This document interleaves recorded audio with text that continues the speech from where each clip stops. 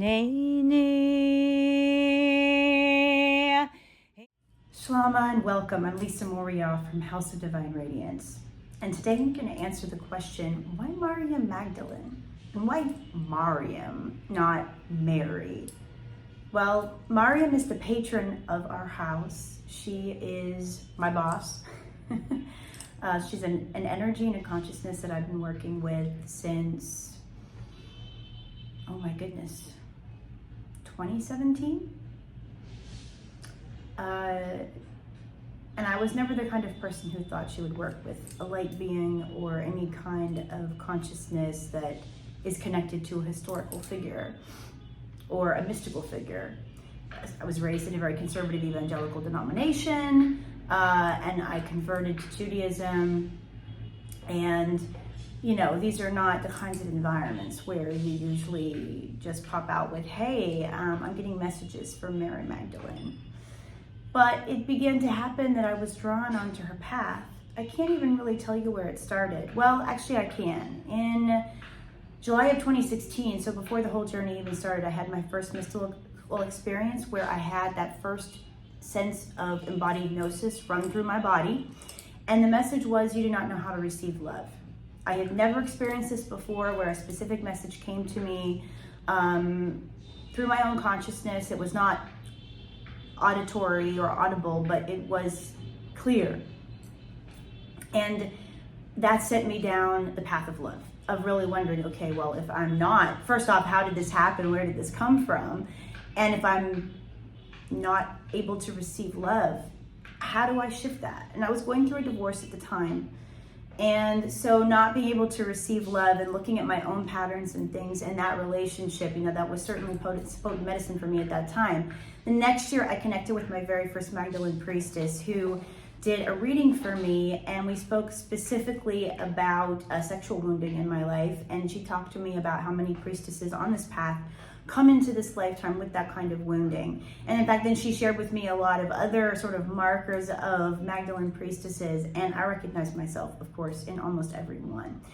But I was resistant coming from that background I told you about, and it took a number of more years for me to really accept and appreciate and welcome the presence of Maryam Magdalene in my life. But I ultimately did. In 2021, I started a Magdalene priestess training program. And even that I ended up leaving because I still could just not get to the point where I was willing to experience and receive her energy in my life, and to really believe that this was Gnōsis. Like, this may not be information for everyone, but it's guidance for my path and for my purpose in this lifetime. Whether you understand that as coming from Maryam herself, whether you understand it as messages from my higher self, subconscious wisdom that's actually able finally to get to the surface. There's many ways to explain it depending on your belief system, but for me, I experienced it as a relationship with her, and it really took me several more years to finally surrender to that and fully walk the path. But here I am. And the reason I call her Maryam is because that is her name in Jewish Aramaic. So it would be Miriam in Hebrew, but in Jewish Aramaic, Maryam. And similarly in Coptic, or in Syriac, which is a form of Aramaic that later became associated with the early churches as well. So that's why I tend to spell her name and pronounce it Maryam. And also it's very interesting, in Egyptian, her name in Coptic actually comes from a root that means beloved. And how much that connects to the Hebrew meaning is hard to say, but it's something I really love to hang on to, because she has been a teacher for me on the way of love, teaching what I call Semitic love mysticism, which is all throughout Jewish tradition. It's in early Gnostic Christian traditions. We see it popping up all over the desert. It shows up in Sufism and Islam later, so it's very prevalent. You know, this idea of the bridal chamber and of sacred union, and of coming into that place of unification within yourself first, and then being able to do that with the beloved on the path. These were all things that Maryam began to teach me. But really, you know, many people, I think, who were giving this presentation would say, well, you know, Maryam became an icon of feminist spirituality for me, or she became a goddess emanation. Some people honor her as the feminine Christ, and I have respect for all of these perspectives. But for myself personally, I've really come to know her now that I've finally surrendered to that relationship in 4 specific roles. And the first one is as a Jewish woman. You know, we're demonstrated and shown in the canonical gospel records that Jesus was in some senses practicing Judaism. He had a lot of critique of it. Clearly, I believe that there were groups of people who considered themselves Israelites or Hebrews because they didn't fully agree with the Second Temple of the day, or with the Pharisees or Sadducees, who were some of the dominant groups who were vying for power. The Pharisees later became, you know, the core of Rabbinic Judaism, which is the seed of Judaism that we know today. So there were definitely critiques and ways in which he appears to have violated the Mosaic Law, and to have demonstrated, you know, intentionally demonstrated that he was not on board with all the things that were Judaism, that the religion had been corrupted in some sense from what it was before. And I go into more in depth in other teachings about the Israelite temple, the presence of goddess there, and how that may have, you know, impacted or been a layer underneath his teachings. But the people around him were primarily Jews. Some people believe that Maryam was Nabatean, so belonging to a tribal group that lived in the area who were not Hebrew or Jewish. But in all likelihood, you know, we see her, for example, waiting until the Shabbat is over in the book of John to go to the tomb to complete the preparations of Yeshua's body. So, you know, that's a practice that Jews would engage in, right? So I generally see her as a woman located inside of a Jewish context, or if you prefer, a Hebrew context, if she was part of one of these groups who were suspicious of the Second Temple and were still looking back to the First Temple as the pure temple. You can look at her either way, but she's inside this wisdom stream that we would call Judaism today. And that's been extremely helpful for me in engaging with her, because it's helped me to relocate her away from the Christian esoteric traditions, which tend to try to Europeanize Yeshua and Mary Magdalene, to make them more European figures, right? Maryam went to France and all of this, and there's powerful sites in France associated with her. I know if those legends are meaningful to you, that's fantastic. But for me, having an anchor in historical inquiry as part of my spiritual practice and part of how I teach and ritualize in the temple is very important, to locate her in the setting of Judea and Galilee in the 1st century, where we're told in the record anyway that she lived. So I know her primarily as a Jewish woman, which has been a great inspiration to me on my journey as a woman coming from Christianity into Judaism. I also know her as a mourning priestess. That's mourning, M-O-U-R-N-I-N-G. A priestess who guides people through grief, who helps them to walk through the liminal phase between life and death, or between having their loved one with them and then not having their loved one with them. This is a profound passage. And there were a lot of ritual roles around grieving in the late antique world. There were priestesses called Mekonanet in Hebrew, or Mekonanot, plural. They were women who would support those who were going through grief. There were people who were ritual mourners, wailers even, who would come and professionally wail at a funeral, or lead people in sound rituals related to grief, which are very potent. We also see her as a myrrophore, so someone who knows how to anoint with oil and to use oils for medicinal purposes.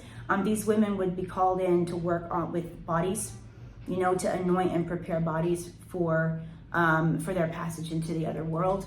So in my life, I've gone through a great many periods of mourning and of things that have died, and walking through grief, and then, you know, into the whatever the new is on the other side of that later, but having to walk through the grief. Hineni, here I am, to be present in the grief with it while it's passing through my body.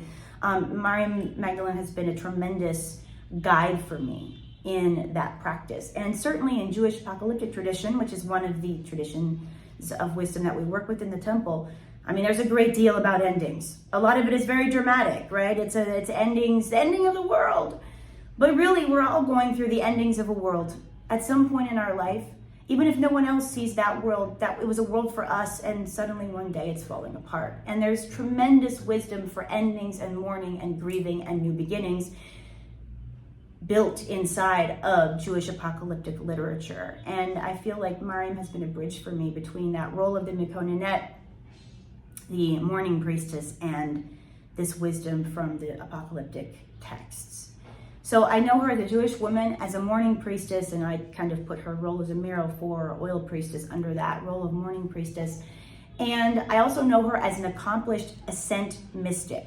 Now, ascent mysticism here, ascent refers to ascending into the heavenly realms, exploring heaven, visiting the divine throne room, and if you're extremely blessed and you make it all the way there, singing with the angels around the throne of the divine. This was a very powerful and pervasive mystical tradition. There are suggestions in the Hebrew Bible that it may go all the way back to the first temple, and some scholars believe that it did. For example, the throne room vision of Isaiah in Isaiah chapter 6, or the visions of Ezekiel, where they're caught up and they see the throne of God, or the chariot throne as it's sometimes called, seem to be prototypical or perhaps exemplary of a mystical wisdom stream that was known in the first temple, possibly something connected to the books of Enoch, where there's a lot of traversing heaven. Those are non-canonical books that are not in the Hebrew Bible, but they're in the Jewish apocalyptic literature and canon, of that tradition. And we see the ascent, the concept of ascent into the heavenlies continues very strongly in Christian Gnosticism. And then it really gets going again in Rabbinic Judaism, which is very interesting because Rabbinic Judaism doesn't really believe that you can see God. And yet God, you visit and God has a body. In the Merkabah and Hekkelot literature, which those are the traditions of ascent mysticism that, come inside of Rabbinic Judaism.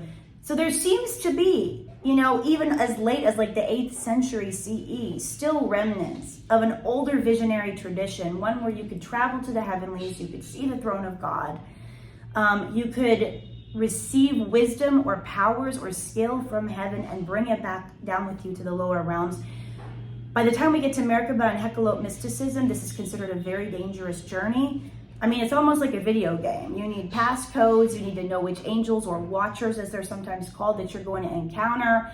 There's like rivers of blood and monsters and all of these things, that are like basically there to keep humans out of the heavenly realm. And if you're able to get through them safely, you might make it all the way to the divine throne. This is a very complex, rich, and deep mystical tradition. And there are suggestions that Yeshua himself was practicing ascent mysticism in some way.